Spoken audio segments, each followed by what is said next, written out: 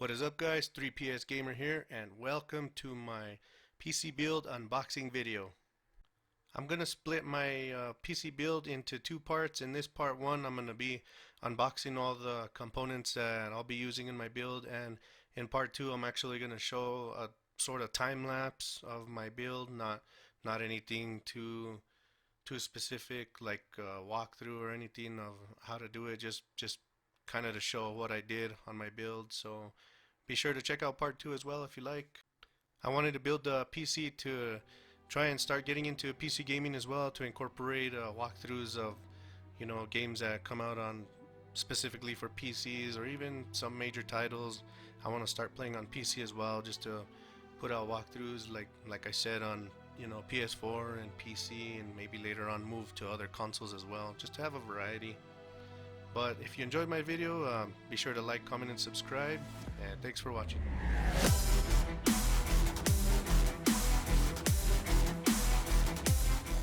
Okay, so the processor I decided to use is the AMD Ryzen 7 3800X 8-core processor with a base clock of 3.9 gigahertz and a max overclock of 4.5 gigahertz.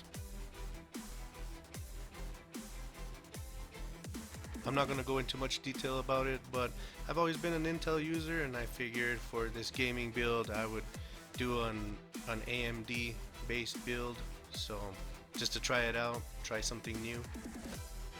When I got this processor, I saw that it was on sale and seemed like a pretty good deal for the power it offered, and being my first gaming build, I figured I'd try it out. And what I did like about this too is it did include Wraith Prism cooler, CPU fan cooler. I do probably want to upgrade to water cooling pretty soon, but I figured for now I would just start with that and keep it, well, not overclock it for now, that way, just to make sure it doesn't overheat on me or anything, but I do plan to water cool this pretty soon. This processor is a third generation Ryzen processor, and it does use an AM4 socket, and it also supports DDR4 memory, which I'm going to be using on this build as well. I'm probably just sticking to 16 gigabytes dual channel for now. I just noticed I kind of do sound robotic when I'm talking about this, so sorry, I'm getting all technical and stuff, so I tend to sound all robotic when I talk. I apologize for that. So another thing I liked about this cooler is it does come with thermal paste pre-applied, at least, even though I did order a little tube of thermal paste because I didn't know if it was going to include it or not, but that's a nice touch. So, and those wires I think are to control the colors and all that, because this does have RGB LEDs in it, so I can't wait for that.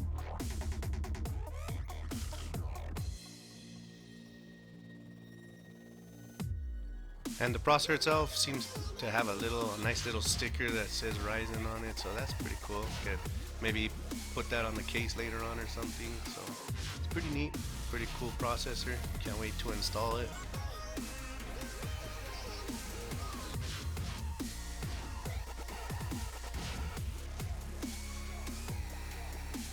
So here's a little close-up of the processor and the little sticker that came included with it.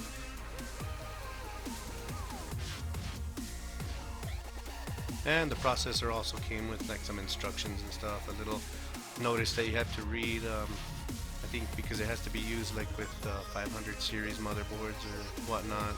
Don't quote me on that, please. I believe it is backwards compatible with like 400 and 300 series, but requires some type of BIOS update or something. But yeah, anyways, so here's my motherboard that I'm going to be using from MSI. It's an MPGX 570 Gaming Edge Wi-Fi. I figured I'd try this one out. I like the way it looks. This motherboard has Gen 4 PCI Express slots for your graphics cards, so I wanted to get it for that reason, and also for the M.2 slot, it's also Gen 4, which at the moment I got me a Gen 3 because it was a little cheaper, but later on I'm going to upgrade that, and I'm just going to be using the M.2 solid state hard drive just to boot my operating system, just to boot it a little faster, and then probably just use a traditional 7200 RPM drive to To save all my games on it, I ended up going with the 2 TB drive for now. Later on, I do have expandability to add more drives to the bays. So, but here are some other included parts that came along with the motherboard, some cables and stuff, some stickers, and all the manuals, and the two antennas or whatever, rabbit ears for the Wi-Fi.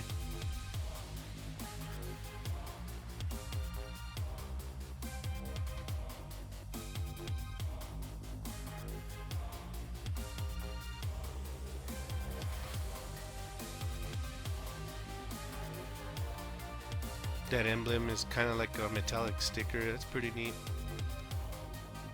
Looks like some cable labeling sticker type things. Some miscellaneous stuff. And it also included a CD with the drivers for it, but I'm probably just going to go to the website and download their latest stuff. These are some screws for the M.2 drives. Another screw for the M.2.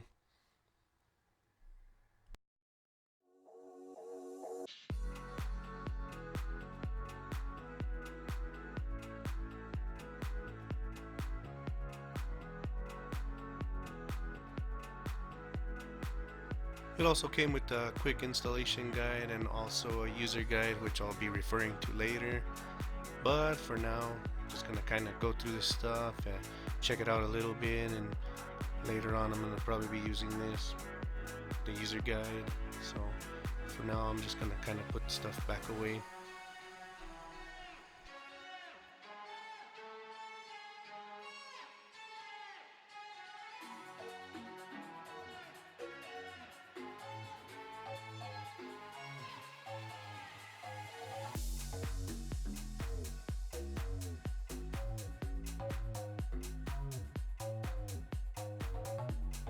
Here's a little bit of a close-up on the motherboard. You can't really see it through the anti-static packaging, but I don't want to take it out just yet, and once I'm ready to actually start putting parts on it, I'll take it out. But for now, here's kind of like a little bit of a look on it.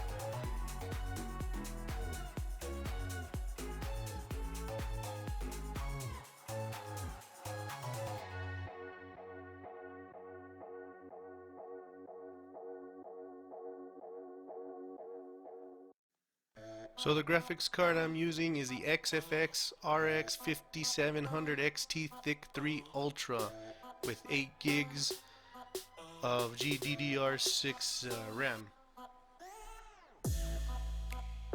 This graphics card has a core clock of 1810 MHz and an advertised boost clock of 2025 MHz. So looking forward to checking that out for sure. The specs on this card say that you can get 240 Hz refresh rate at 1440p or 190 Hz refresh rate at 1440p ultra wide.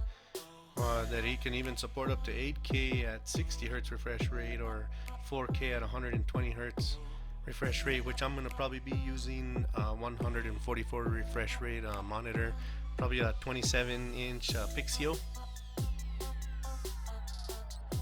So I'll be running 1440p on my 27-inch Pixio monitor, so this should be more than enough.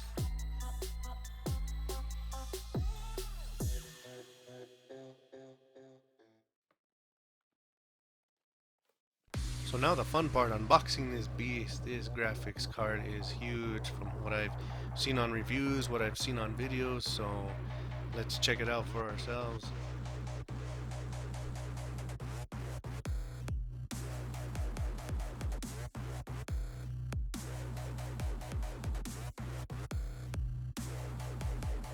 So this graphics card is massive, has a triple fan design, and I believe it requires a 600 watt power supply minimum. So it's a beefy graphics card. It's freaking nice though. I really like it so far. Can't wait to check it out. It uses two 8-pin connectors to provide additional power from your power supply. I do believe this was an improvement by adding the third fan in there from the THICC 2, which received a lot of mixed reviews because of all the noise from the fans trying to cool itself off and whatnot.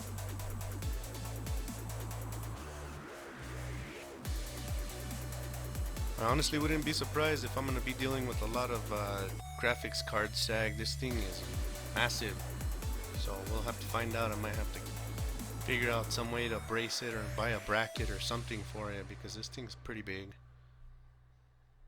Okay, so for my RAM I decided to go with GeIL or GeIL. I don't know how to pronounce that, I apologize. Anyways, the Evo X2 AMD edition, I went with 16 gig kit, dual channel kit with 2 8 gig cards. These are DDR4 and I'm probably going to be running them at 3200 megahertz as well. And these things are massive. These are some massive RAM cards. These use RGB design and don't require any separate cables or anything to run them, so very excited to try these out too, see how they look. I'm just a little worried that my CPU cooler might get in the way, but I don't think so. I think there should be enough clearance. Okay, so I'm going to be using an NVMe chip on an M.2 slot for my operating system, and this is the one I decided to go with.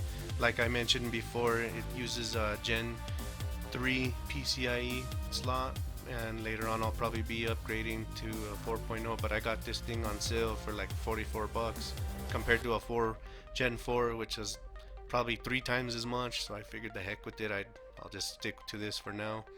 It looks like it came with a little heat shield that you could just peel a little sticker in the back, and it has an adhesive on it, so that's pretty neat. I also decided not to get a CD drive for now, so I did get Windows 10 on a bootable drive, so I'll probably just be installing it like that and flashing it onto this.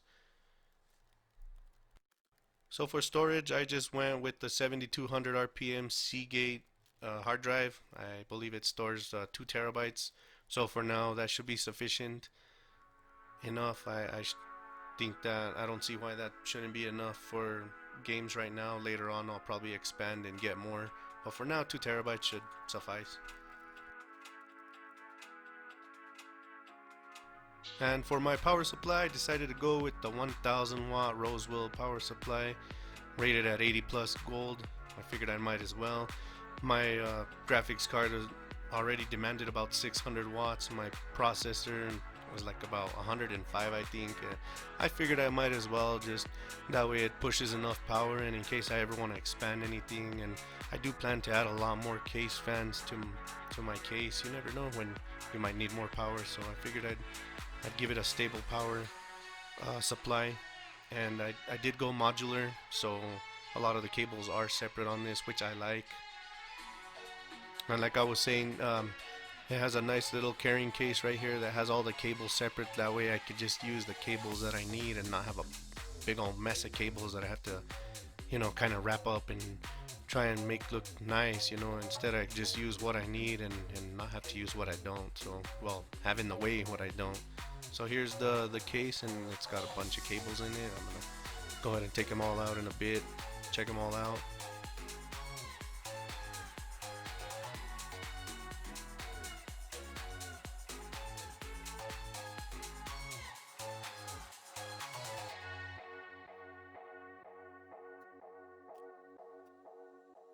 Gonna unwrap this guy real quick and see what it looks like. When I did my unboxing videos, for some reason I forgot to do a video of my case, but I am using the Phanteks Enthoo Pro series case. I will be showing that on my part 2 as it's finished, so stay tuned. So those are all the areas where you can connect, you know, whatever you need to connect to suit your own needs or whatnot. So yeah, looks not too bad, like a power supply, I suppose. Has an on-off switch to isolate it, which is cool. I think they mostly all do, so yeah. But yeah, lucky for me, mine came with a nice little dent on it. I'm gonna try and work that out, but it is what it is. But I'm gonna go ahead and stop part 1 right here, so let me know what you think, comment down below, and stay tuned for part 2.